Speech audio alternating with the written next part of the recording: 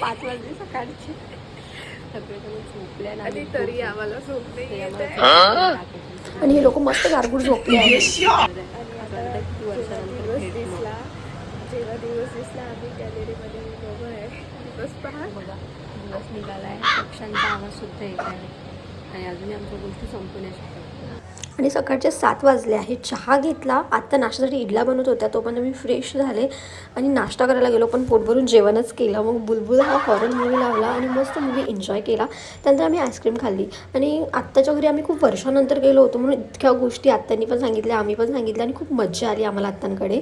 त्यानंतर क्रिशा आणि मी रेडी झालो आहे सिस्टर फोटोशूटसाठी.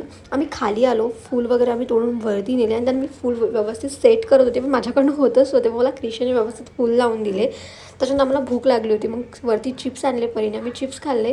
त्यानंतर छान फोटोज काढले, आम्ही नाश्ता केला, जेवण केला आणि आजचा दिवस होता.